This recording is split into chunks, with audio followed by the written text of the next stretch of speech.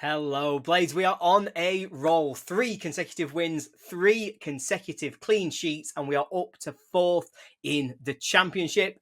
And that is all despite our points deduction. It's really not a bad return from our first 6 games back in the championship. Welcome to the preview of Sheffield United versus Portsmouth as we visit Fratton Park for a 3 p.m.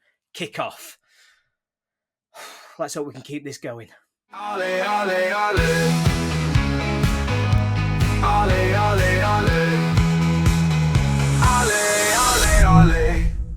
Welcome, everybody. Now, as I referenced before, this preview is following our 1-0 win against Derby on Saturday when 𝗣𝗿𝗲𝗵𝗹𝗹 scored yet another absolute worldie. This time a peach of a free kick right into the top corner, and that was a very satisfying win. Now, I'm going to start off with a big thank you to Panenka Bar and Grill, who are our pre-match bar, and I thank them so much for sponsoring us. And if you're looking for somewhere just for this weekend, we talk about them as a pre-match bar, but you can go there anytime you like. And if you wanted to go there on Saturday, you could watch Soccer Saturday, you could see the scores coming in on your phone, and you could be there with your friends watching 3 points rolling for the Blades with a drink to celebrate. Now, what more could you ask for? You will find Panenka at the entrance to 𝗬𝗍𝗄 Square. That's just minutes away from beautiful downtown Bramall Lane. And so it is perfectly situated for enjoying another successful performance from Sheffield United. Now, in terms of what happened against Derby, United put aside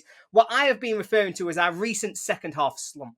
I felt as though performances have tailed off a little bit in the second half, but that did not happen against Derby. 0-0 at half-time, we absolutely kicked on, and we really did put pressure on them right from the start. We took the lead thanks again to that fantastic 𝗣𝗿𝗲𝗵𝗹𝗹 free kick, and we never looked back. We didn't give Derby a sniff in that second half. They didn't register a single shot on target throughout the second 45 minutes, and that is as comprehensive as it gets. The only disappointment, of course, is that we were unable to press home our advantage, take a second goal, and make that ending just a little bit less nervy, because even though they weren't creating at 1-0, I'm always nervous. That is just who I am. But Saturday also marked a really poignant day. Obviously, the club and 𝗣𝗿𝗲𝗵𝗹𝗹 did a fantastic tribute to 𝗦𝗽ecie 𝗿𝗫, a fantastic footballer who is very much loved and missed within the Sheffield United family. But unfortunately, it was also poignant because we said goodbye to another fantastic Sheffield United fan, a legend of Sheffield United. I'm, of course, referring to Johnny Gascoigne. Now, this was just such a shock and so sad for everybody. He was an incredible content creator. He was a massive friend of the Sheffield United Way on our channel, and we absolutely loved watching him on the showroom view. He was a huge blade, but he was more than that because he was a fantastically nice person. Now, I didn't know him that well, but I am really grateful for the interactions that I did have with Johnny. He spent most of the time we knew each other thinking that I was somebody else, somebody who'd not been very nice to him on Twitter. And so we had a real good laugh about it when he realised that, of course, it was just a different Ollie. And he was so nice, so kind about it. And that was just signifying what a fantastic person that Johnny was. Now, to try and support Johnny's family, his friends and his loved ones at this really difficult time, we have set up a GoFundMe link, which is in the description of this video. Please do donate anything that you are able to try and support the family through this difficult time and help them with the funeral cost and the funeral arrangements, because we know it's just an extra stress and pressure that they don't need at this time. Anything at all that you're able to spare, I know would be hugely appreciated, not just by Johnny and his family, but by everybody who has known and loved him.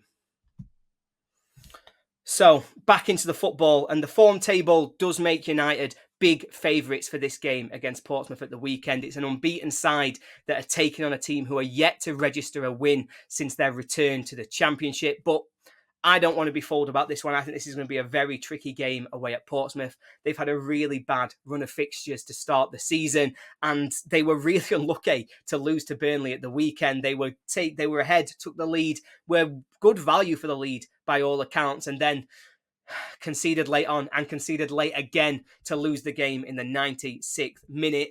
But that shows they can give anybody a game, even away from home. Now, we're going to Fratton Park, and that makes it just that little bit more difficult. And so it's not going to be an easy game, but we are defensively resilient. We've got a new back four that is working perfectly. We've not conceded a goal in 3 games, and I think we're going to be relying on that defensive structure and the resilience that we've got in our back line to try and hold on, to try and see this game through. But let's have a look at that team news. Are we going to see the same players? Is it going to be the same defence? Yes. Yes, it is, because there's no way we're going to change that. Michael Cooper, of course, will continue in goal. He's on a fantastic run since he's joined the Blaze of 3 clean sheets in 4 games with just 1 goal conceded. The back 4 picks itself. It's got to be Gilchrist at right back, although 𝗍𝗫 had a really nice little cameo coming on at the end of that game against Derby and really showing his attacking talent, as well as 1 fantastic defensive block, which I don't think should be forgotten in the result. Left back has to be Burrows. It's always going to be Burrows because he's very clearly the first choice at this time. But the 2 in the middle, 𝗍𝗿 and Harry Souttar. Since they have been paired together, United have not conceded a goal. Not any goals in any competitions when those 2 have started together at centre-half. And that is just a formidable partnership. And we've got to do everything we can to keep those 2 together for as long as possible. Now, moving into midfield, and I was really worried about the loss of 𝗚𝗿𝗏𝗏. That felt huge to me. And he is, of course, definitely a big loss. But the performance of 𝗍𝗫, I mean, once again, he was really impressive on Saturday. He shined in the cup when he's had the opportunities there as well. And it's made that loss look a lot more manageable in terms of the first team. There's so much pressure, though, on our bench and who we've got in reserve now. It was Shackleton, who was the only recognised player who could come on in central midfield on Saturday. And any more defensive mistakes, any midfield mishaps, any injuries, and we're in a lot of trouble. And I'm definitely watching Vinny Souza's booking count as that goes up week after week, and I'm worried about what happens if he has to miss a game through suspension at any point relatively soon. Now, the main debate, because obviously that midfield picks itself, we know what it's going to be. It's going to be Peck, Souza, O'Hare. The main man, Gus Harmer, is definitely going to play. But then there's the debate, and it rages on. Do you pick 𝗍𝗻 𝗏𝗏𝗏 or do you pick Andre Brooks? Now, a couple of weeks ago during the international break, I did a video on this very topic, and I said that I would go for 𝗍𝗻 𝗏𝗏𝗏, and to be honest, I think I was wrong.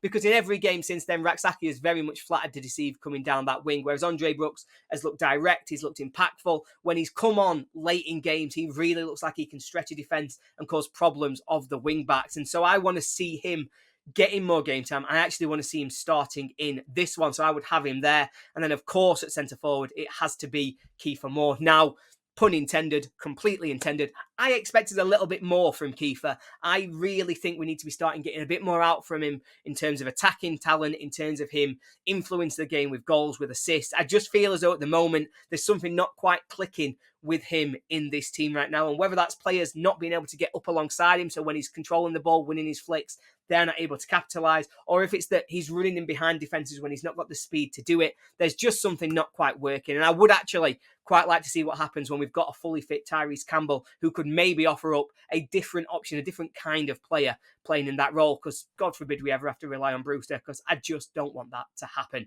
Now, let me know, what do you think? Would you go with my 11? Would you change it up? Or would you just stick to the rules? My dad always says, one rule, never change a winning team. Is that what you would do? Let me know in the comments. So let's get into the referee. Now, the referee for this game is Matthew Donoghue. Now, he had 5 games so far this season, 4 in the Championship and 1 down in League One. He has already reffed Portsmouth so far this season, and it was when they went away to Middlesbrough and drew 2-2. He booked 5 Portsmouth players and gave a penalty against them in the 90th minute, which gave Borough their equaliser. I'm sure they're not delighted about seeing him again so soon. In the past, he's reffed United quite a lot. He's reffed us 8 times before. He's given the Blades 2 penalties, which we like to see, but he's also given us 15 yellow cards and 3 red cards. In fact, in terms of red cards per game, United are the team that he most likes to send off. So, yeah, let's try and not be too dirty this weekend, Blades, because we don't want to go down to 10.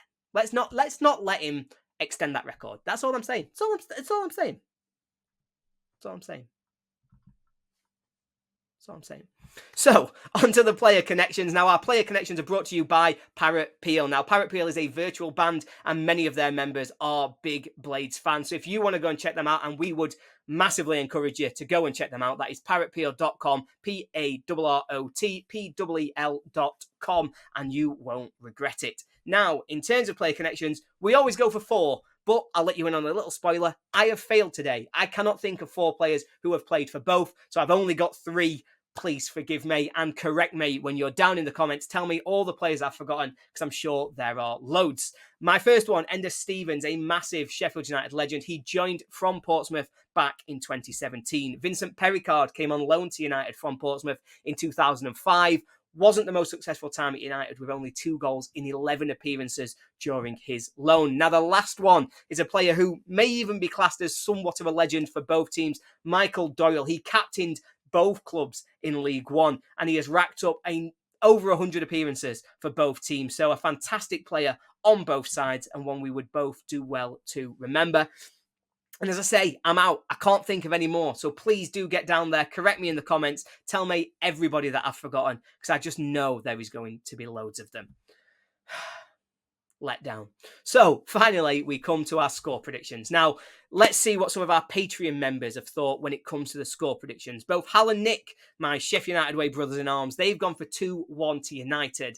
Ant thinks that United are going to win 3-1, while Ewan, you're not going to believe what Ewan's done. He's betrayed us all. He thinks that Portsmouth are going to win this game 2-1. And yes, we are considering banning him from the group chat.